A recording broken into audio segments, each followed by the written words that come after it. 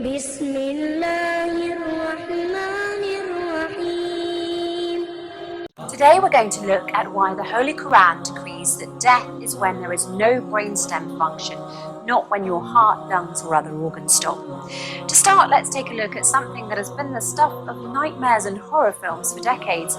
It's the story of some poor soul who, for whatever reason, has been declared dead and buried 6 feet under, but they're still alive. Now, if you think the story can only happen in a horror movie, you'd be dead wrong, pun intended. One look at recent stories right from the news proves it.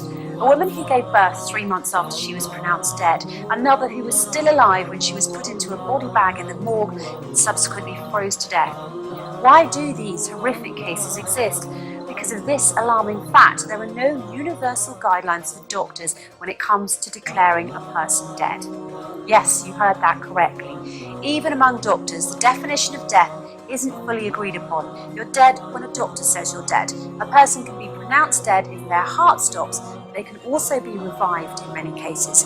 People can also be kept alive with machines even though their brainstem has 0% functionality. In 2013, a study showed that in cases where CPR is used, it should be administered for at least 38 minutes because a person can still be revived for that amount of time with no lasting brain injury in many cases. But here's where the difference is, and it's very important. Once the brainstem permanently stops functioning, there's no way of reversing it. No matter what happens, that person's heart will eventually stop beating, even if a ventilator is used. The most important fact to remember about the brain is this: it bestows upon us the one thing that makes us truly human, consciousness. With that fact in mind, the irreversible loss of consciousness can and should be defined as death, and vice versa. Now here's another fact that might surprise you. When you sleep, your brainstem is inactive, and there are those who argue that sleep is also a loss of consciousness due to the inactivity of the brainstem effector neurons when a person is sleeping. The brainstem also becomes inactive when a person dies, causing a loss of consciousness as well. While they might seem like identical definitions, there's one difference. Loss of consciousness during sleep is reversible, while loss of consciousness due to death is irreversible.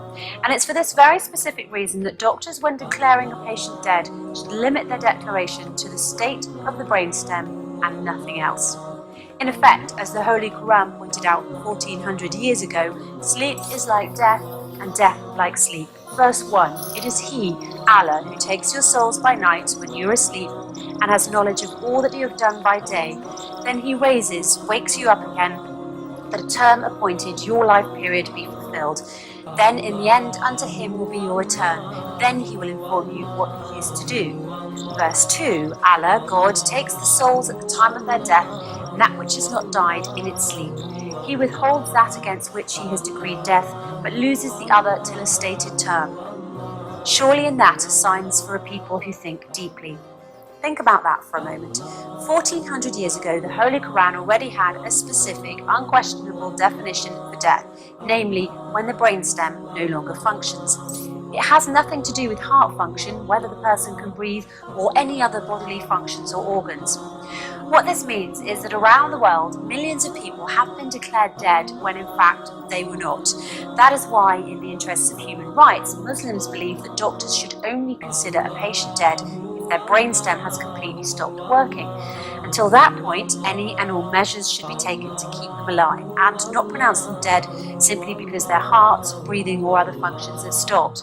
The first and foremost Quranic verses say that all humans have the basic right to live and that human life should be respected. Yes, when we sleep, the brainstem effector neurons stop functioning for a short time, but then we wake up.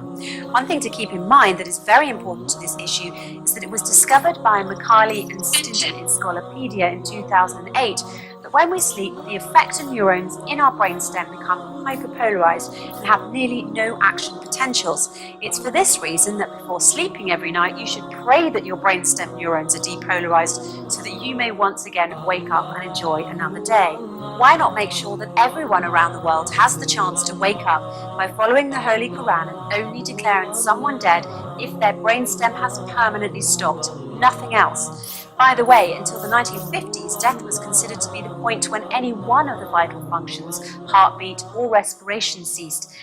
This is what, according to Dr. James Burnett, a neurologist at Dartmouth College's Giesel School of Medicine in New Hampshire, stated in his speech in Live Science on June 19, 2014. It wasn't until 1959 that the two French neurologists, Maurice Guyon and Pierre Molleret, changed the definition of death by defining it based on neurological criteria instead of cardiopulmonary criteria. They really saved us from being buried alive by stating a specific, unquestionable definition for death. The irreversible loss of consciousness can and should be defined as death. But this took place in only 1959. The Holy Quran, however, stated its specific, unquestionable definition for death as the irreversible loss of consciousness can and should be defined as death 1400 years ago. In order to truly respect human life, we need to agree on a universal definition of death. And just as the Quran has shown us, that definition should be based on the brainstem of the person in question permanently stopping. Nothing more, nothing less.